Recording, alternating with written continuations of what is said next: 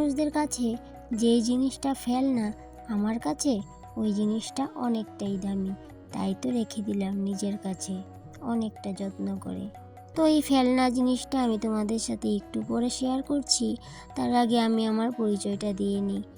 আমি রূপা, ত্রিপুরার আগরতলার ছোট্ট একটা গ্রাম থেকে অতি সাধারণ ঘরের অতি সাধারণ একজন গ্রাম্য গৃহবধূ আমি।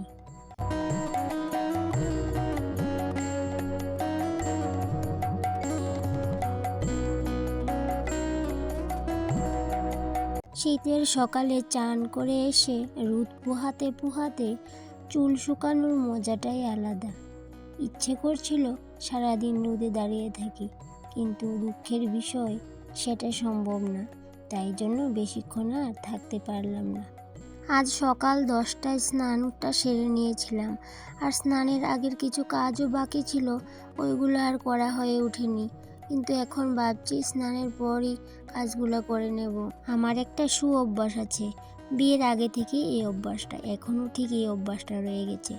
আমার অভ্যাসটা হচ্ছে ভিজা কাপড় শুকাতে দেওয়ার আগে সবসময় কাপড়গুলোকে উল্টো দিকটা রোদে দেওয়া, যাতে কাপড়ের রঙটা নষ্ট না হয়। এবার আমার কাজের যতই তাড়া থাকুক, যতই বালতিতে কাপড় থাকুক, আমি কখনো উল্টো দিক ছাড়া কাপড় রোদে দিই না। এটাই হচ্ছে আমার অভ্যাস। তো কার কার আমার মতো এই অভ্যাসটা আছে অবশ্যই কমেন্টে জানিও। ওই যে বলেছিলাম যে স্নানের আগের কিছু কাজ বাকি ছিল, এই যে কাজগুলো এইগুলোই বাকি ছিল। ধুলোবালির কাজ ছিল, তাই ভেবেছিলাম স্নানের আগেই করে নেব, কিন্তু এই যে ভুলে যাওয়ার কারণে এখন করতে হচ্ছে। রান্নাঘরের মিস্কিটটা এখানে বাইরেই ছিল এতদিন, কারণ রান্নাঘরের সব জিনিসপত্র কিন্তু এখান সেখান হয়ে আছে, সব জিনিস কিন্তু আর একসাথে নেই। রান্নাঘরের ঠিক নেই এখন, কিন্তু ওই যে নতুন রান্নাঘরটা ঠিক হয়নি, তাই জন্য রান্নাঘরের সমস্ত জিনিস বারান্দাতে কিছু আছে, বাইরে কিছু আছে, সমস্ত জায়গায়। তাই জন্য কিন্তু তোমাদের সাথে এই কিছুদিন ধরে আমি রান্নাঘরের কোনো কাজকর্মই শেয়ার করছি না। ওই যে প্রথম দিকে তোমাদের সাথে বলেছিলাম যে ধনী মানুষদের কাছে যে জিনিসটা ফেলনা, আমার কাছে কিন্তু ওই জিনিসটা ফেলনা না।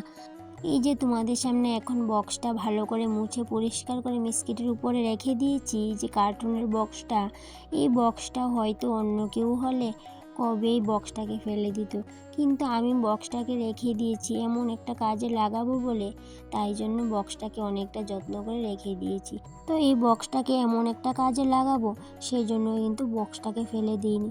আমার কিছু কিছু জিনিস আছে এইভাবে করে যেগুলো ফেলে দেওয়ার জিনিস, সেগুলোও কিন্তু আমি সহজে ফেলে দিই না, কিছু না কিছু কিন্তু কাজে লাগিয়ে নিই। যেহেতু আমরা মধ্যবিত্ত ফ্যামিলি থেকে বিলং করি, সেহেতু কিন্তু ওই যে ছোটো ছোটো জিনিসগুলা আমরা কিন্তু ফেলি না, আমরা কিন্তু যে কোনো ঠিকটা কাজে লাগিয়ে নিই।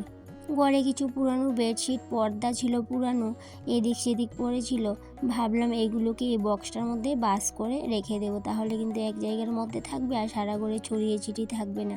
আর বক্সটাকে আমি এক সাইডে করে যদি রেখেও দিই, তাতেও কিন্তু দেখতে বিশ্রী লাগবে না। তাই জন্য এই বক্সটাকে আমি ভালো করে পরিষ্কার করে মুছে নিয়ে আসলাম, আর এইভাবে করে আমি সবগুলো পুরানো বেডশিট এই বক্সটার মধ্যে রেখে দেবো। তাহলে কি হবে, বেডশিটগুলো একসাথে থাকবে আর সারা ঘরে কিন্তু ছড়িয়ে ছিটিয়ে থাকবে না। আমি কোনো না কোনো জিনিস ফেলার আগে কিন্তু 100বার ভাবি যে এই জিনিসটাকে কী কাজে লাগানো যায়, আর সেইভাবে ভেবে চিন্তে যদি দেখি কোনো কাজে লাগানো যায়, তাহলে কিন্তু কাজে লাগিয়ে নিই। এই যেমন গত ব্লগে দেখেছিলে যে আমি আমার ছেলের ভাঙা সাইকেলের ঝুড়িটাও কিন্তু ফেলিনি, ওই ঝুড়িটাকেও কিন্তু ভালো করে রং টং করে খুব সুন্দর কিন্তু একটা ফুল গাছ লাগিয়ে দিয়েছি, আর খুব সুন্দর একটা ফুলের টবও বানিয়ে নিয়েছি। এই অভ্যাসটা কি ভালো না খারাপ বুঝতে পারছি না, তবে আমার কাছে ভালোই লাগে। যে কোনো কিছু ফালানোর আগে যদি আমরা ভেবে দেখি যে এই জিনিসটা কাজে লাগানো যাবে, তাহলে কি করে ফেলে দিই বলো। যেহেতু আমরা মধ্যবিত্ত ফ্যামিলির মানুষ, আর ধনী মানুষরা কি এইসব জিনিস ঘরে রাখবে বলো, তারা তো শোকেস কিনবে, গডরেজ কিনবে, কিন্তু আমাদের তো আর হঠাৎ করে যদি বলি এখন গডরেজ কিনবো, এখন শোকেস কিনবো, সেটা কি আর সম্ভব?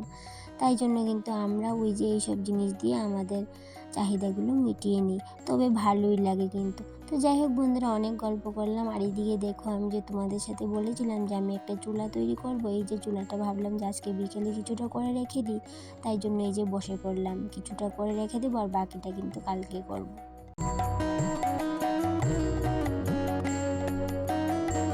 তো চুলার এই ভিতরের অংশটাকে আজকে মাটি দিয়ে ভালো করে লেপে নিলাম, কারণ কি উপরে যখন আমি চুলাটা তুলে নেব, তখন কিন্তু আর ভিতরটাকে ভালোভাবে আমি এইভাবে মাটি দিয়ে সুন্দর করে লেপতে পারবো না, তাই জন্য কিন্তু ওই যে আজকে ভালো করে ভিতরটা লেপে নিলাম, আর উপরের অংশটা কিন্তু আজকে কিছুটা দিয়ে রেখে দেবো, আর বাকিটা কিন্তু কালকে করব একটু শক্ত হওয়ার পর মাটিটা। যে মাটিটাকে কালকে আমি ভাঙতে পারছিলাম না, অনেকটাই শক্ত, সেই মাটিটা কিন্তু ভিজানোর পর এতটা সুন্দর গলেছে, মানে এত সুন্দর হয়েছে মাটিটা, কি বলবো তোমাদের। খুব ভালো কিন্তু মাটিটা, আঠালো মাটি, আর চুলার জন্য কিন্তু আঠালো মাটি খুবই ভালো, তাহলে কিন্তু চুলা খুব সহজেই কিন্তু ভাঙবে না। আর হে বন্ধুরা, এই যে পৌষ মাসে আমি চুলা তুলছি, একটা দিদিভাই আমাকে বলছে যে পৌষ মাসে নাকি চুলা তুলতে নেই, চুলা করতে নেই। তো আমি তো জানতাম না, যেহেতু চুলাটা করে নিয়েছে এখন তো আর কি করব। নেক্সট টাইম কিন্তু কথাটা মনে রাখবো। আগে যদি জানতাম তাহলে কিন্তু চুলাটা আমি আর করতাম না।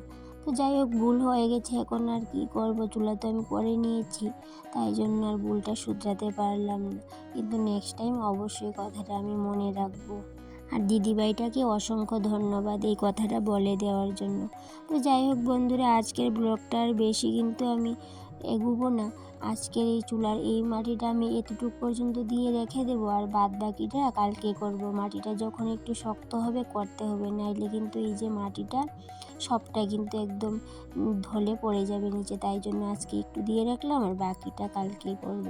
তো আজকের ব্লগটা থাকবে এই পর্যন্ত, আবার দেখা হবে পরবর্তী ব্লগে।